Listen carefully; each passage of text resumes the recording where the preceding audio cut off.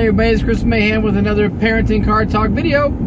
And today we're going to talk about a couple things that your teen needs to know and your young adult needs to know how to get employed.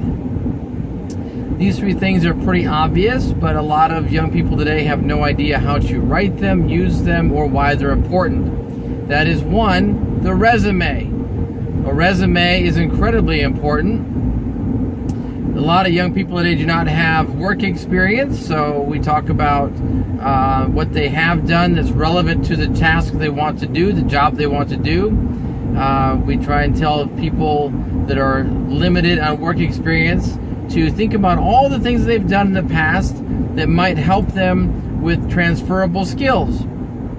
Everything can be used on a resume as long as it's legit. We don't ever want to lie on a resume. Secondly, we want to tell them the importance of and teach them the importance of a cover letter.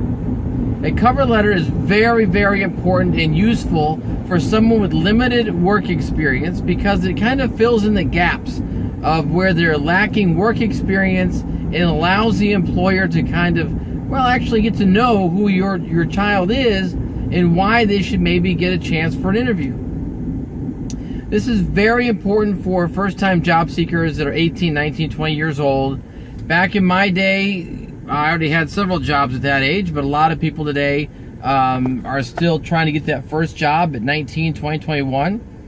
So they have limited work experience, maybe even limited volunteer experience, but they have a lot of interest, they have a lot of skills, they have a lot of passion for something. So the cover letter helps fill in those gaps. It's very, very important. You can find cover letter templates in Word. You can find cover letter templates of how to write a cover letter, how long it should be, how to formulate it, all over Google. It's very, very simple. So now that your child has their resume, the cover letter, let's say they get the interview. All right, they get to go in for an interview, and they want to really impress the potential employer. Understanding how to dress and personal hygiene are also incredibly important when it comes to getting a job.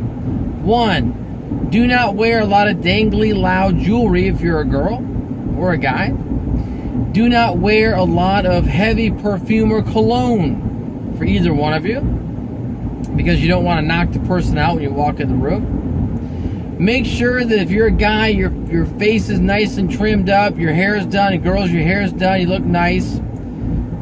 Make sure that you do not go into the interview ever with your phone. Please do not take your phone into an interview. There is nothing more important at that time than trying to get that job. If you have a child and maybe your child is sick or something can happen, try and reschedule the interview. Make sure you can go in there with a clear head. Okay, so they got the interview. Things look good. Employer likes them. Now, the employer says, hey, we're looking at 15, 20 people for this job. Good number. How does your young person get back in front of that employer to get them back on top of the list if that employer is interviewing or has interviewed multiple people? It's very simple. This is old school right here. A thank you note. Oh my gosh, that's really a crazy concept in today's world. A thank you note. Think about this. If you are an employer and you've been interviewing 10, 15 people over the course of a couple days or a week, eventually you're going to lose track of all the people you've talked to. Even with good notes, even with getting rid of people right away and putting a stack of good people, you're going to forget some of the special qualities of everybody. It's just impossible to remember every little detail. When your son or daughter sends that employer a thank you note, whether a handwritten, hopefully a handwritten, maybe even an email, depending on what the employer's acceptable mode of communication is. If they give them their email address, then definitely send them an email. I prefer the handwritten, maybe sometimes delivered or mailed, old school again, method.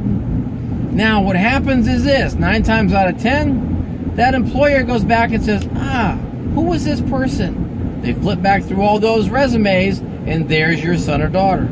Now they get to look at them again. Now they get to see back at their notes and see who this person is. Now they can call them in for a second interview. In the second interview, now you can kind of, hopefully, guarantee yourself a job.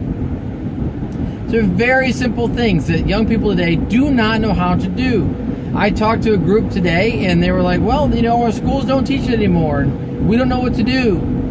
A lot of kids don't even know when they're doing an application. This is a bonus here. When they're doing an application and it says upload your resume, please make sure that your working age young adult knows how to actually attach a resume or email a resume.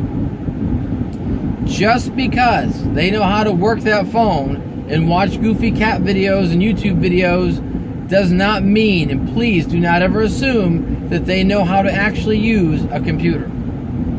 Because many of them don't. Many of them do, but a lot of them don't. Don't ever assume. Make sure they know how to do it. So, that's our car talk today. Hopefully it's a help. Resume, cover letter, thank you note, and bonus, make sure they know how to upload a resume to send to that employer. My name is Chris Mahan. This is another quick car talk video. You can find me at leadyourteen@gmail.com. I'd love to know your thoughts. Have a great day, and talk to you soon.